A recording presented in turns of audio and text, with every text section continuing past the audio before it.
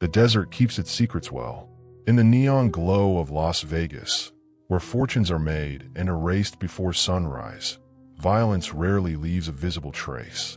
Beneath the polished casino floors and beneath the spectacle of flashing lights, another world once operated in silence. A world governed not by law, but by fear, loyalty, and an unspoken code that could only end one way. The film Goodfellas gave audiences a glimpse into that world. It showed the money, the swagger, the violence, but it softened the edges. It stylized the brutality. It left out the kind of details that never make it to the screen. Because some stories are too real to dramatize, and few stories were more disturbing than that of Anthony Spilotro. He was not just a gangster. He was something far more precise. A specialist. A man whose reputation was built not on power alone, but on what he was willing to do with it. Anthony John Spilotro was born in Chicago in 1938, into a family that already understood the weight of influence. His parents own a restaurant in the near West Side, a place that, according to multiple documented accounts, served more than just food. It was a meeting ground, a quiet hub where men associated with the Chicago outfit gathered, talked, and conducted business far from public scrutiny. Young Tony grew up watching them. He studied how they moved, how they spoke, how they commanded silence without raising their voices. But even among those men, there were boundaries. Spilotro never respected them. By his teenage years, his behavior had already drawn attention. Not admiration, but concern. He wasn't just aggressive. He was unpredictable. Teachers described him as volatile, quick to anger, quick to escalate. And unlike many future mobsters who learned patience before power, Spilotro skipped the middle step entirely. He went straight to violence. Street fights turned into assaults. Petty theft turned into organized robbery. And by the time he was in his early 20s, he had already carved out a reputation in Chicago's underworld, not as a businessman, but as an enforcer, a man you called when intimidation wasn't enough. The outfit noticed, and in Chicago, being noticed could be a death sentence or a promotion.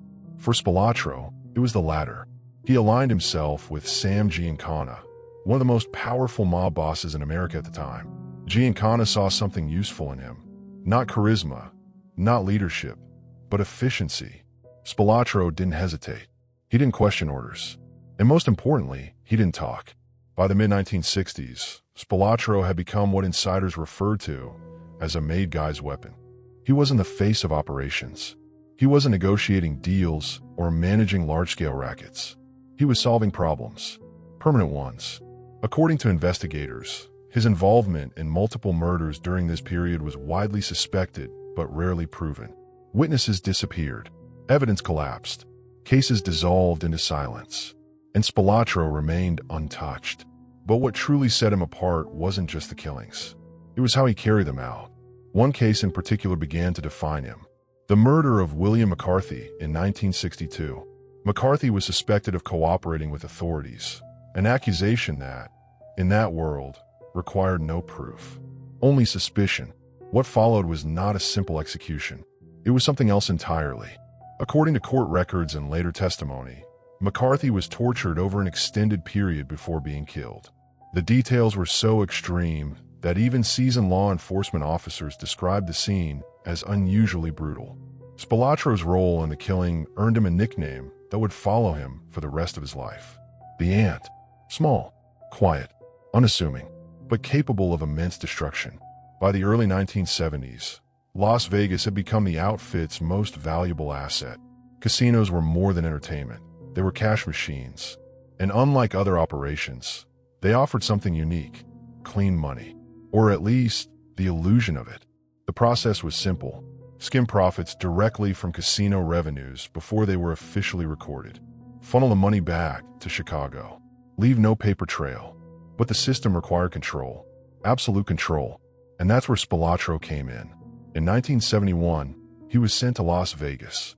Not as a leader, not officially, but as something far more important. A watcher, an enforcer, a silent representative of the Chicago outfit's interests in a city that was rapidly growing and becoming increasingly dangerous. Because Las Vegas was changing, corporate interests were moving in, federal scrutiny was tightening, and the old ways were starting to attract unwanted attention. Spilotro's job was to keep things in line. No leaks, no theft, no mistakes. At first, he operated quietly. He embedded himself within the casino ecosystem, monitoring skimming operations and ensuring that money flowed exactly where it was supposed to. But it didn't take long for his methods to surface. He began assembling his own crew, what would later be known as the Hole-in-the-Wall Gang. They specialized in burglaries, not random theft, targeted operations, jewelry stores, high-end businesses, locations that require precision, not force. They would break in through walls, ceilings, or roofs, avoiding alarms and bypassing traditional entry points.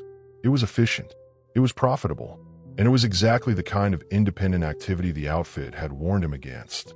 Because Spilotro had been given one rule above all others: do not attract attention. Do not operate outside the structure. Do not forget who you represent. He ignored all three. According to multiple documented accounts, his behavior in Las Vegas began to shift. He wasn't just enforcing anymore. He was expanding, taking cuts from operations that weren't his, building influence outside official channels, even involving his brother, Michael Spilotro, in criminal activities, another violation of outfit protocol. And perhaps most dangerously, he started becoming visible. In organized crime, visibility is a liability. The more people know your name, the more likely it is to appear in reports, in investigations, in courtrooms. Spilotro didn't just become known. He became infamous. Local law enforcement began tracking him closely. Federal agencies opened files. Surveillance increased. And within the outfit itself, concerns began to grow. Because when someone like Spilotro stops following rules, the problem isn't just what he does. It's what he might expose. Still, his position remained intact. For a time, because despite everything, he was still useful, still effective, still feared. And in that world, fear could delay consequences, but it could not prevent them. By the late 1970s, Las Vegas was no longer the quiet operation it once was. The FBI had intensified its efforts against organized crime. Wiretaps, informants, financial tracking, methods that had once been unreliable were now producing results. Investigators began connecting dots, names, transactions, patterns, and at the center of several threads, one name kept appearing: Anthony Spilotro. But the most dangerous threat wasn't coming from law enforcement. It was coming from within, because the outfit had begun to ask a question that never ends well. Was Spilotro still under control? Reports of his activities were reaching Chicago. Unauthorized burglaries, unapproved associations, increased attention from federal agencies, and whispers, quiet but persistent, that he was becoming reckless.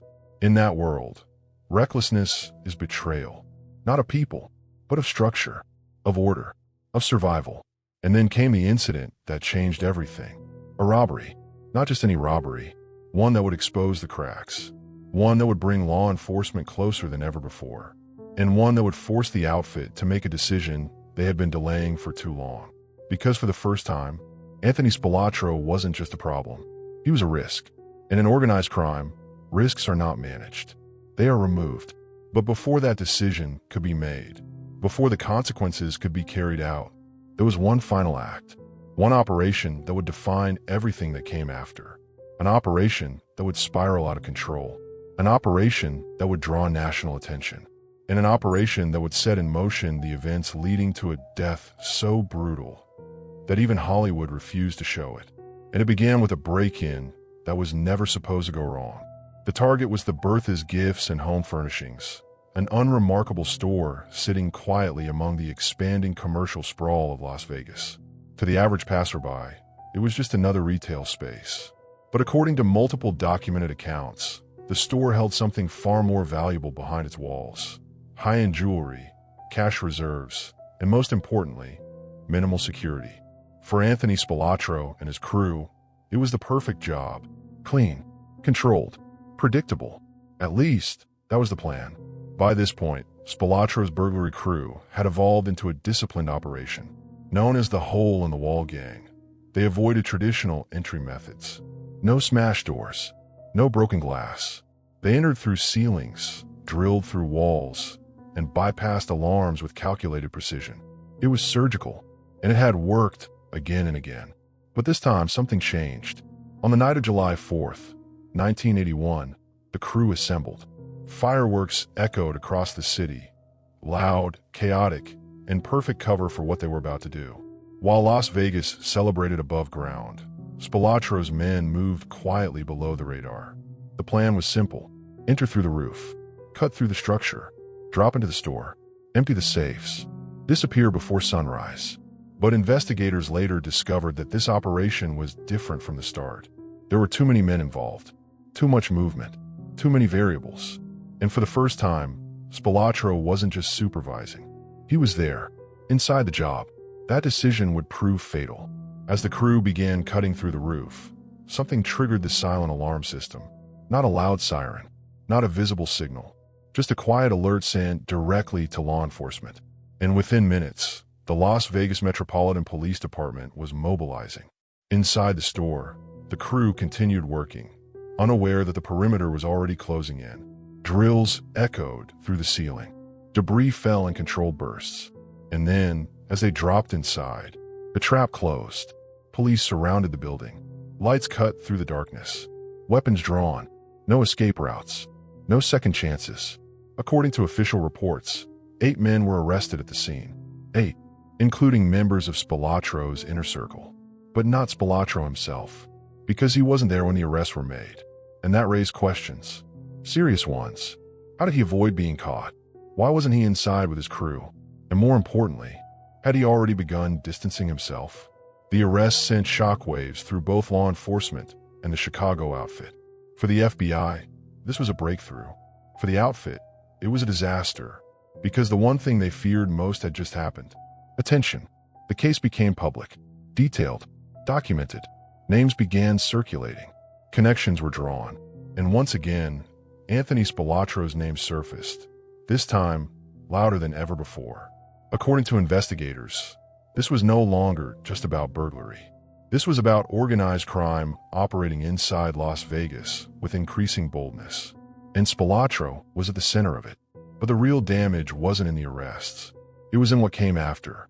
Because when members of a crew are taken into custody, pressure begins immediately. Interrogations, deals, reduced sentences in exchange for cooperation. And for the first time, the possibility emerged that someone inside Spilotro's operation might talk. That possibility changed everything. Back in Chicago, the leadership of the Chicago outfit was watching closely. They had tolerated Spilotro's behavior for years. The unauthorized burglaries, the rising visibility, the growing tension with law enforcement. But this was different. This was exposure. According to multiple documented accounts, outfit leadership began reassessing Spilotro's position. Not publicly, not officially, but internally. The conversation had already shifted from concern to liability. Because in organized crime, there is one rule that overrides all others. Never bring attention to the operation. And Spilotro had done exactly that. At the same time, federal pressure intensified. The FBI expanded surveillance. Wiretaps increased. Financial records were scrutinized. And slowly, piece by piece, a larger picture began to form. The Las Vegas scam operation. Millions of dollars diverted from casinos. Money flowing back to Chicago.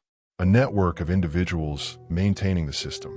And somewhere within that network, Spilotro remained a central figure. But what investigators were building legally, the outfit was resolving internally. Because trust had started to erode. And once trust disappears in that world, there is no path back. Meanwhile, Spilotro continued operating. But something had changed. His movements became more erratic. His decisions less calculated.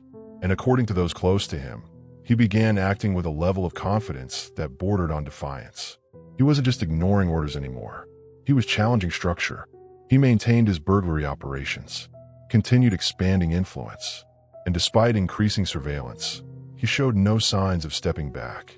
But the consequences were already in motion, because the outfit had reached a conclusion, quietly, deliberately, and without informing the one man it concerned most. Anthony Spilotro could no longer be controlled. At the same time, another complication emerged, one that would push the situation beyond repair. His personal life. According to multiple accounts, Spilotro became involved with the wife of another high-ranking associate. A violation not just of loyalty, but of fundamental code. In that world, relationships are not personal. They are structural. And crossing that line doesn't just create tension. It creates consequences. Now, Spilotro wasn't just attracting law enforcement attention. He was creating internal enemies. And for the outfit, the combination was unacceptable. By the early 1980s, discussions had shifted from monitoring to action. Because removing someone like Spilotro required precision, careful timing, and absolute certainty. You don't move against a man like him unless the decision is final. And this time, it was. But before that decision could be carried out, there was one final phase. A period where everything began to close in at once. Federal investigations, internal betrayal, and a growing realization within Spilotro himself that something was no longer right. Because power in that world doesn't disappear suddenly. It fades, quietly, until the moment it's gone. And by the time Spilotro noticed the shift, it was already too late. The calls became fewer, the meetings less frequent. The protection he once relied on began to vanish. And then came the signal. Not official, not spoken, but understood. He was no longer protected. From that moment forward, Anthony Spilotro wasn't an enforcer. He wasn't a representative. He wasn't even an asset. He was a problem waiting to be solved. And in the summer of 1986, that problem was finally addressed. What followed was not a warning, not a negotiation, not even a clean execution. It was something far more brutal. A message. One that would end not just his life, but his legacy. And when it happened, it didn't take place in Las Vegas. It happened back where everything began. Chicago. Because the outfit had decided something very specific. Anthony Spilotro wouldn't just be removed. He would be erased. And the way they chose to do it would ensure that no one ever questioned their authority again. By the summer of 1986, the decision had already been made, quietly approved, silently communicated. There would be no formal announcement, no warning passed down the chain.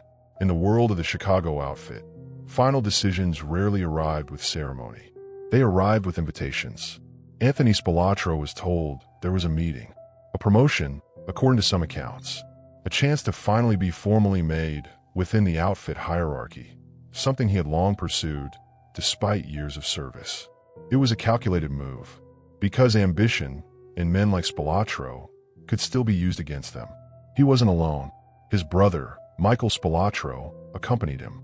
That detail mattered, because what followed was never intended for one man alone. The meeting was set in a suburban area outside Chicago. Not a public place, not a restaurant, a house, controlled, private, contained. According to multiple documented accounts, when the Spilotro brothers arrived, there were no signs of danger. No raised voices, no visible weapons, just familiar faces, men they trusted, men they had worked with, men who had already agreed to what was about to happen. They were led inside, and then the door closed. What happened next was not immediate. It wasn't a quick execution. It was something else entirely. Investigators later reconstructed the sequence based on forensic evidence and cooperating witnesses. The attack began suddenly. No warning, no negotiation. Anthony Spilotro was beaten first. Not shot, not stabbed, beaten. The assault was methodical, sustained, and according to those who later examined the evidence, intensely personal. Michael Spilotro was forced to watch. That detail was not accidental. It was part of the message. Because in organized crime, death can serve multiple purposes: punishment, control, and demonstration. Anthony was struck repeatedly, bones broken, face disfigured, the kind of violence that goes beyond necessity. But the truth was far darker. According to multiple accounts, at some point during the assault, Anthony Spilotro was still alive, conscious, aware, and then he was buried, not after death, during it. The location was a cornfield in Bensonville, remote, quiet, easy to conceal.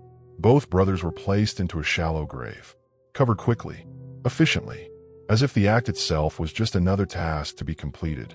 There were no markers, no witnesses, no immediate discovery.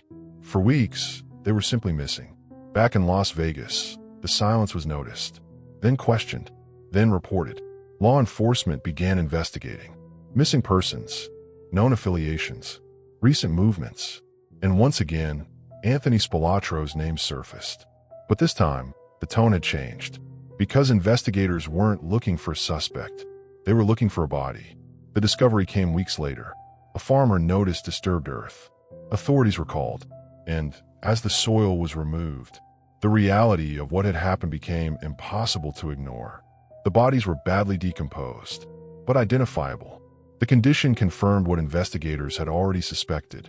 This was not a clean execution. This was a statement. The film Casino would later depict a version of these events, but it softened the edges, shortened the suffering, removed the detail that mattered most. Because even Hollywood understood something about this story. Some violence cannot be recreated, only implied. According to forensic reports, the injuries sustained by Anthony Spilotro indicated prolonged assault. Not a quick death, not a controlled hit, but something closer to retribution. Investigators later connected the murder to high-ranking members of the Chicago outfit. Names surfaced, evidence accumulated, and eventually, federal prosecutors brought charges. One of the key figures implicated was Joseph Lombardo, along with several others tied to outfit leadership. The case became part of a broader federal operation targeting organized crime in Chicago. Wiretaps, informants, years of surveillance finally converging into a single legal offensive. It would later be known as the culmination of decades of investigation into the outfit's operations. And for the first time, the organization faced serious internal exposure. But even then, justice was incomplete, because many of the individuals responsible for Spilotro's murder had operated for years without consequence. Some died before they could be prosecuted. Others maintained silence long enough to avoid full accountability. And that silence was the final piece of the story, because Anthony Spilotro had lived by a code that demanded loyalty above all else, a code that punished betrayal with death, a code that promised protection until it didn't. In the end, that same code sealed his fate. He had broken rules, drawn attention, created instability, and in doing so, he became exactly what the outfit feared most: a liability. The irony was precise. A man known for solving problems had become one, and the solution was final. Las Vegas moved on. The casinos changed hands. Corporate control replaced mob influence, and the era of open skimming began to fade. But beneath that transition, the history remained. A reminder of what once operated in silence, of money that moved without record, of violence that left no witnesses, and of a man who stood at the center of it all. Anthony Spilotro was never meant to be remembered as a symbol. He wasn't a mastermind. He wasn't a visionary.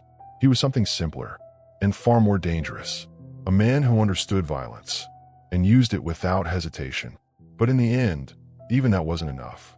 Because in organized crime, power is never permanent. Control is never absolute. And loyalty is always conditional. The desert kept many of his secrets, but not all of them. And what remains is not the version told in films, not the polished narrative, not the controlled image, but the truth. A truth buried in a cornfield, beaten into silence, and uncovered only when it was too late to matter. Because the story of Anthony Spilotro doesn't end with his rise, or his power, or even his crimes. It ends the only way it ever could, with the same violence he built his life on, returned in full, without mercy, without warning, and without anyone left to stop it.